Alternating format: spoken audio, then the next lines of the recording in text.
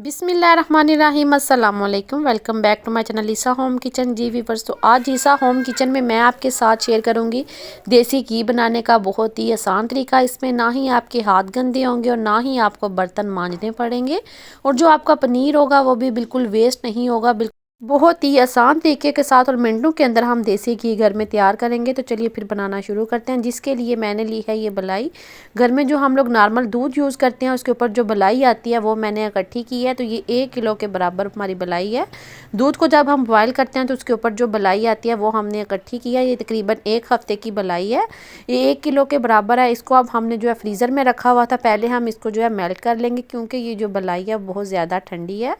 इस बर्तन को खंगाल के हम इसके अंदर थोड़ा सा पानी भी ऐड करेंगे, और साथ में हम इसके अंदर ऐड करेंगे दही, इसको जाग लगाने के लिए। इससे आपका जो दही है वो मक्खन है बहुत ही अच्छा बनेगा, जायकेदार बनेगा अगर आप इसको जो है जाग लगाने के बाद बनाएंगे। तो ये 4 से 5 टेबलस्पून के बराबर मैंने इसके अंदर खट्टा दही ऐड किया, और फिर हम इसको जो है हल्की आंच पर थोड़ा सा गर्म करेंगे ताकि इसका जो टेम्परेचर है वो नॉर्मल हो जाए। बहुत ज़्यादा हमने इसको गर्म नहीं करना कि इसका जो घी है वो ऊपर आ जाए। ये आप देख सकते हैं इस तरीके से जस्ट हमने जो बलाई है उसको मेल्ट कर लिया है। फिर हम इसको कवर करके अच्छे से लपेट के ओवरनाइट के लिए किसी गर्म जगह पर रखेंगे ताकि हमारा जो दही है वो अच्छे से जम जाए। तो ये आप देख सकते हैं ओवरनाइट के लिए मैंने इसको रख दिया था। हमारा जो बलाई का दही है वो अच्छे से जम चुका है। तो अब हम इसका जो मक्खन है पहले वो बनाएंगे। एक दफ़ा हम इसको मिक्स करेंगे। इसके बाद ये मैंने ब्लेंडर जग लिया जिसमें हम लोग नॉर्मल जूस बनाते हैं। इसके अंदर हम जो ये बलाई है वो ऐड करेंगे। इसको हमने फुल नहीं भरना, हम इसके अंदर आधा ऐड करेंगे, और फिर हम इसको जो है कुछ सेकंड के लिए मशीन को चलाएंगे। अगर आपका जो मक्खन वाला ये जो बैटर है ठंडा है तो फिर आपने इसके अंदर जो पानी है वो गर्म ऐड करना है, और अगर इसका जो टेम्परेचर है वो नॉर्मल है तो फिर आपने इसके अंदर जो है ठंडा पानी ऐड करना है। ये आप देख सकते हैं मैंने इसको थोड़ा सा जो है ग्राइंड किया। फिर हम इसके अंदर ऊपर रख के इस तरीके से आधा कप के बराबर जो पानी है वो ऐड करेंगे, और आधा मिनट के लिए दोबारा से हम इसको ब्लेंड करेंगे।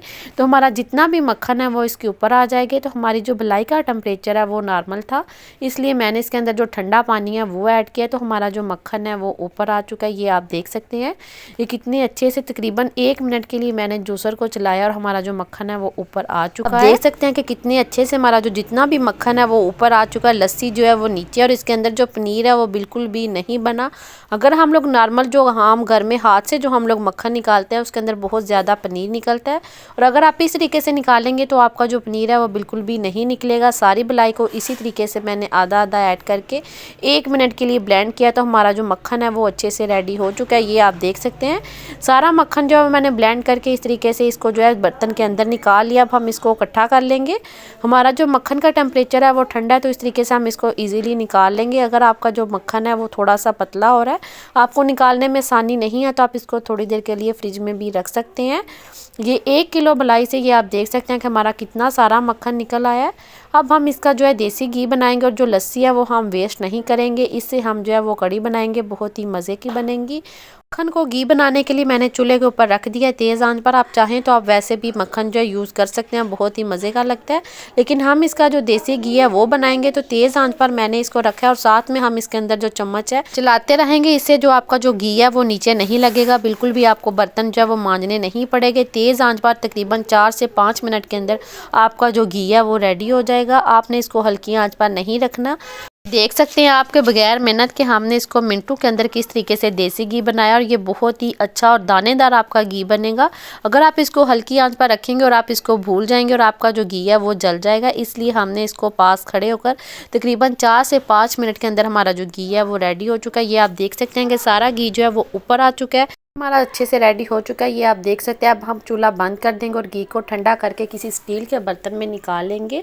और अब आप इस घी को तकरीबन महीनों के लिए भी अगर रखेंगे तो आपका जो घी है वो बिल्कुल भी ख़राब नहीं होगा, कोई नमी इसके ऊपर नहीं आएगी, क्योंकि इसके अंदर जो लस्सी है वो बिल्कुल भी नहीं है। आप घी का जो कलर है वो देख सकते हैं कि कितना प्यारा है, और इसके अंदर जो पनीर है वो बिल्कुल भी तकरीबन 1 चम्मच के बराबर होगा। ये आप देख सकते हैं। और हमारा जो बर्तन है वो भी बिल्कुल साफ़ है, ये भी आप देख सकते हैं। इसको धोना बहुत ही आसान है, और बहुत ही आसान तरीके के साथ मैंने आपको देसी घी बनाना बताया।